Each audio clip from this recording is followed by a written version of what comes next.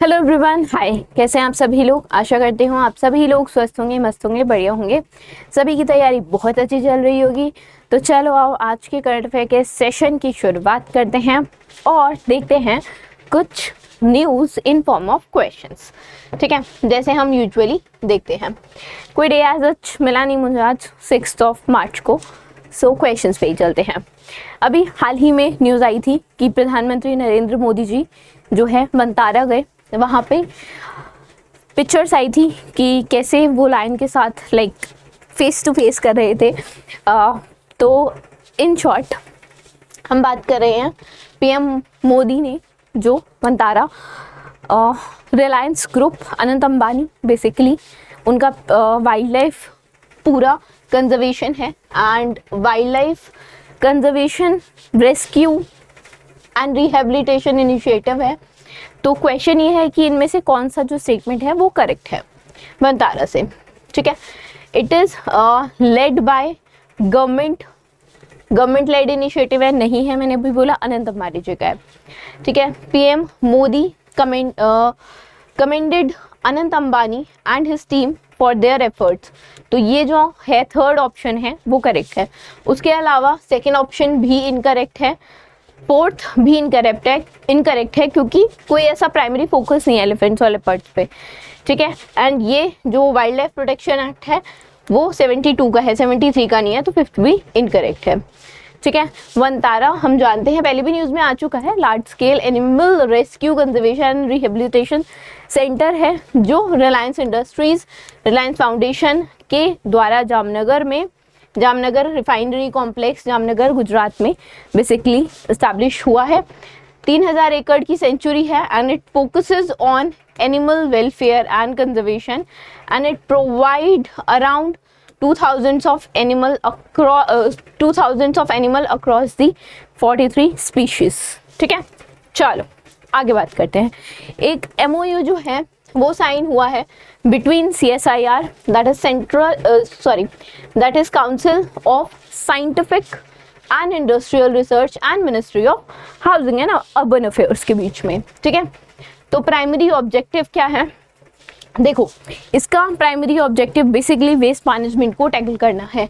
तो इसमें से जो बी ऑप्शन है that is facilitating research driven solution and innovation technology for urban waste management, it will be the correct answer. And when does this happen, when does this MOU been signed, और कब इसके बारे में announce हुआ?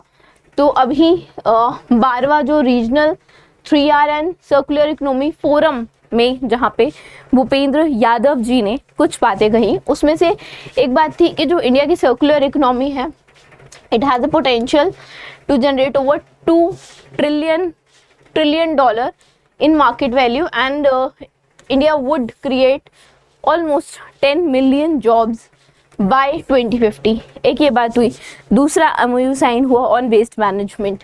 ठीक है, and India also basically committed to tackle the plastic waste, implementing plastic waste management rules 2016 and banning the single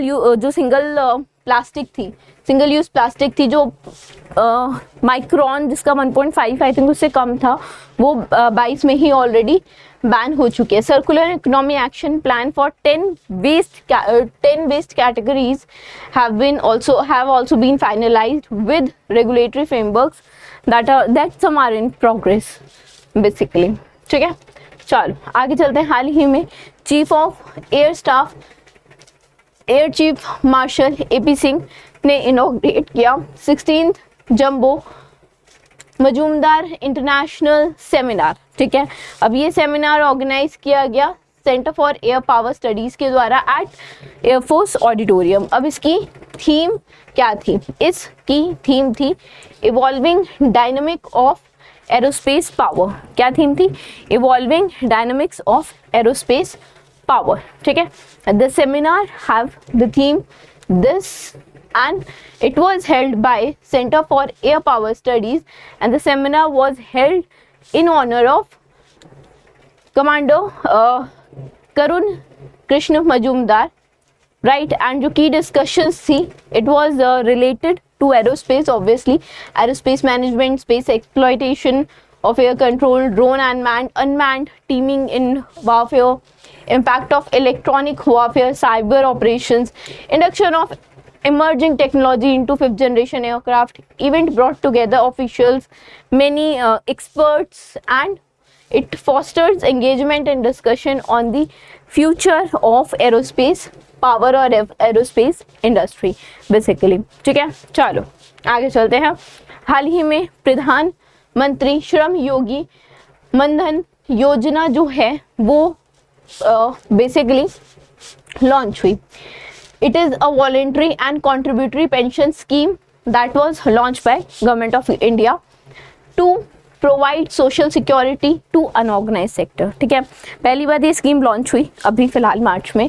दूसरी बात, पेंशन स्कीम है, सोशल सिक्योरिटी प्रोवाइड करती है अनऑर्गेनाइज सेक्टर के वर्कर्स को. अनऑर्गेनाइज सेक्टर कौन सा आ गया, जैसे लेबर हो गए, ठीक है, रिक्शे वाला भैया जो है वो अनऑर्गेनाइज सेक्टर्स में, कंस्ट्रक्शन वर्कर्स जो वो अनऑर्गेनाइज सेक्टर्स में आ गए. तो how much amount has been promised कि वो दिया जाएगा अनऑर्गेनाइज सेक्टर के वर्कर्स को as the minimum monthly pension under the scheme.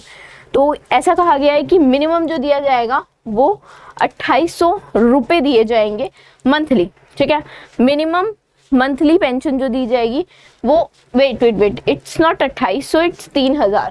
ठीक है, 3000 दी जाएगी, क्योंकि जो 3000 पेंशन दी जाएगी 60 साल के बाद, राइट. और इसके अकॉर्डिंग पर मंथ जो है अप टू 15,000 तक का जो एक पेंशन है it will go for workers earning जो 15,000 पर मंथ कमा रहे हैं उनके लिए जो है वो मिनिमम 3,000 की पेंशन दी जाएगी.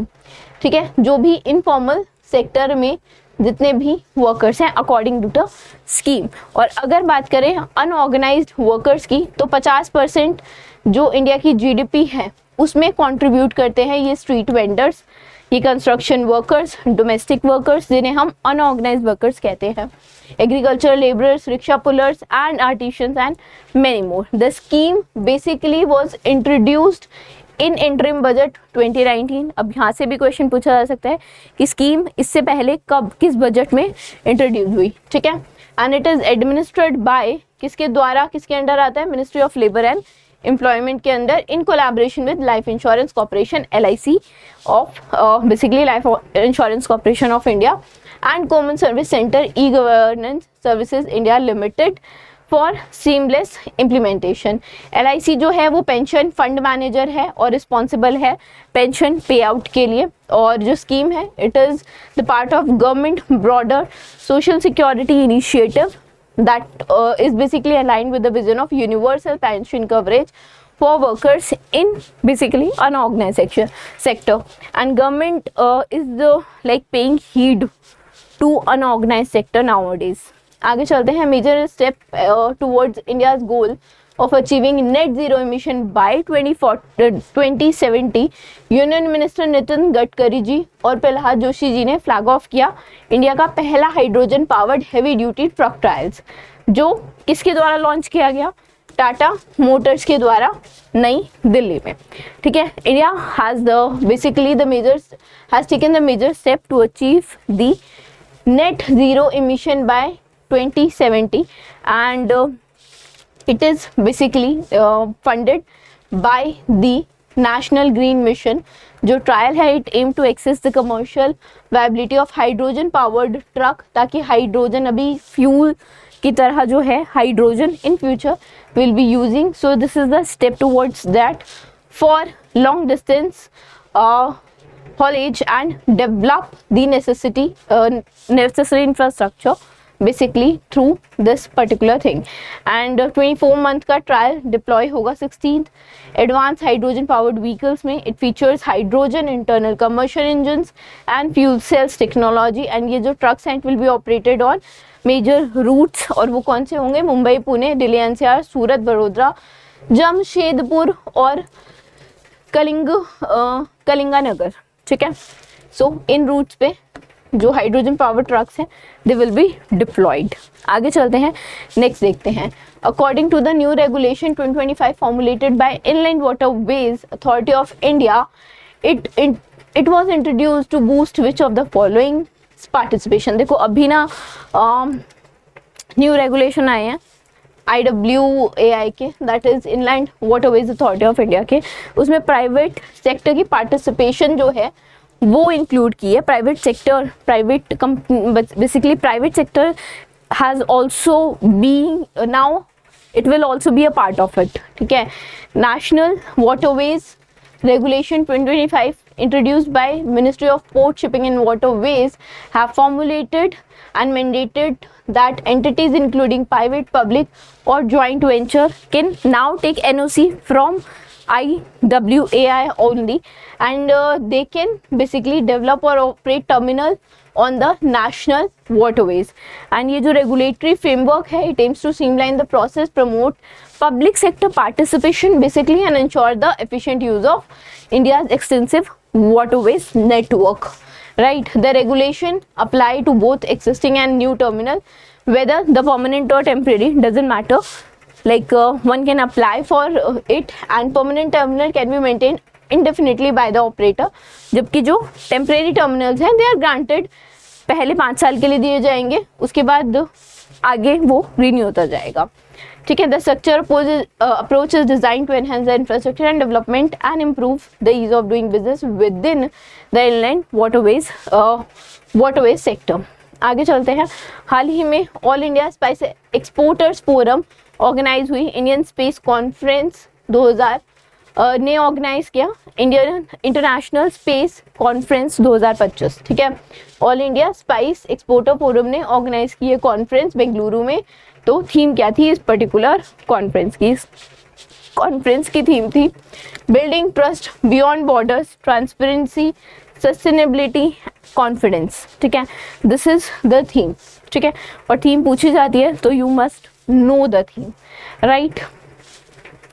कुछ की पिलर्स हैं that basically been stressed on, that is ensuring open communication through the supply chain from producer to customers, implementing environment and social responsible practices in spice cultivation, processing and distribution, building reliability and reliability and quality assurance to meet evolving customer expectations and addressing the areas. Conference aims to strengthen the global partnership and it promote a resilient and responsible future for the spice sector, right।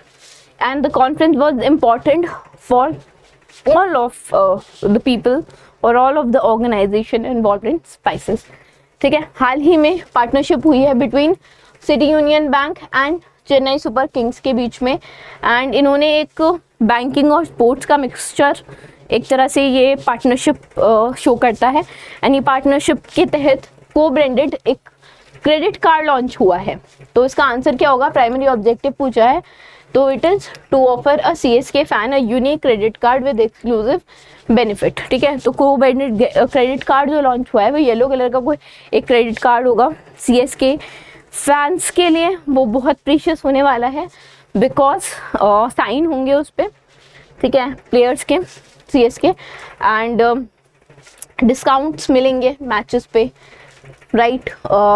Reward points मिलेंगे हर transaction पे, selected purchase पे cashback points भी मिलेंगे, ठीक है। CSK events हो गए, meetups हो गई, प्लेयर से मिलने का VIP एक्सपीरियंस, ये सब इंक्लूडेड होगा। येलो थीम्ड क्रेडिट कार्ड है, CSK का लोगो होगा एंड पर्सनलाइज टच होगा बेसिकली फॉर द फैंस, ठीक है।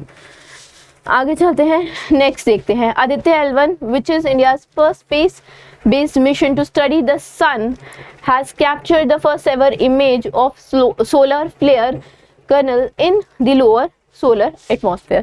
पहली इमेज आई है and this is the news, ठीक है। पहली इमेज कवर की है और पहली इमेज जो कैप्चर की है वो किसने की है? वो स्यूट ने की है। And what is it? It is a telescope, it is solar ultraviolet imaging telescope, ठीक है। सोलर अल्ट्रावायलेट इमेजिंग टेलीस्कोप, ठीक है, ये फुल फॉर्म है इसकी। कब आदित्य L1 जो पहला स्पेस मिशन है वो कब लॉन्च किया था, कब लॉन्च हुआ था? सितंबर 2023 में लॉन्च हुआ था, टू स्टडी व्हाट सन, ठीक है। And suit is has observed a X6.3 class solar flare, one of the most extensive solar eruptions। Aditya L1 study कर रहा है सोलर फ्लेयर्स को by detecting UV and X-rays emission using the instrument SUIT, SolarX and HEL10S, ठीक है, HEL-US basically. And SUIT है, उसने image capture की है सोलर फोटोस्फेयर से, क्रोमोस्फेयर से यूवी में, while both of them are monitoring the X-rays activity। जो मिशन है it aims to study the solar upper atmospheric dynamics, chromospheric and coronal heating and coronal mass ejections। and L1 location जो है it is uninterrupted solar observation helping advance in understanding of solar basically sun's weather or solar weather and impacts on earth, right? Okay, that was it from today's session। I hope you guys might have liked the session। पसंद आया हो तो like कर देना and channel को भी subscribe कर लेना। Thank you so much.